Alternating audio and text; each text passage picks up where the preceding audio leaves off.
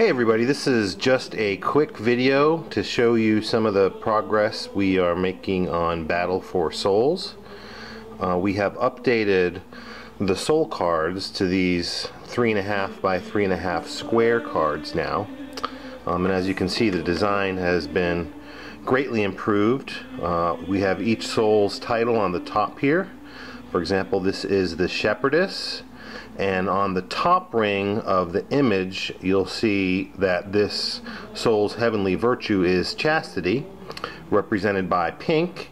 And on the bottom, this soul's mortal weakness is envy, represented by green. The victory point shield is up on the top right of each soul card.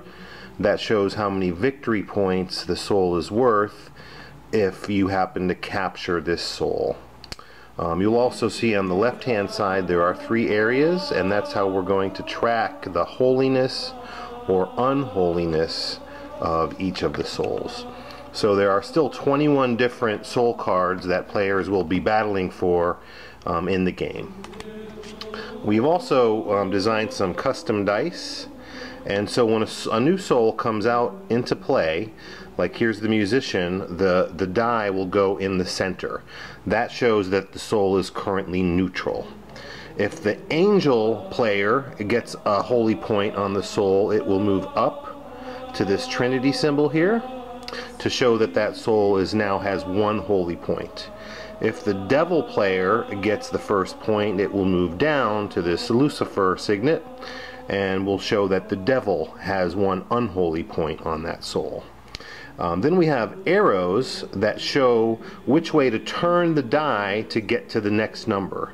So if the devil added another unholy point, it's easy to see how to get to the 2, so you're not having to look around on the die to see where to go next. You just turn it to the 2, and then the 2 points to the 3, and then the 3 points to the 4. Now when you get to the 4, you'll see a skull and crossbones in the top right of the die.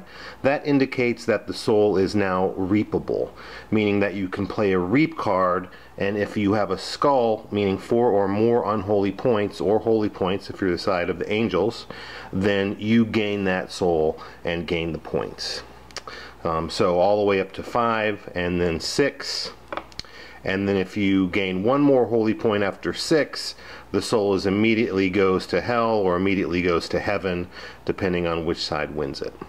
All right, so we think that this die tracking mechanism for the holy points and the unholy points is much improved from where we were pushing the little cubes up and down the track.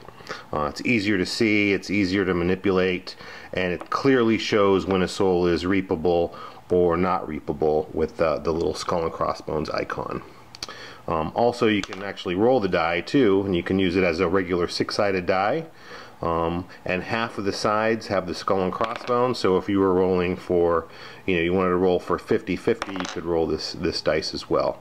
So we will probably utilize the die in some of the sin cards or some of the holy or unholy relic cards.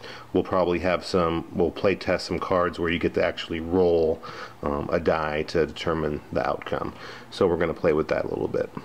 But coming along nicely, I just wanted to show you how things are working so far, and we're excited, and I hope you continue to check us out.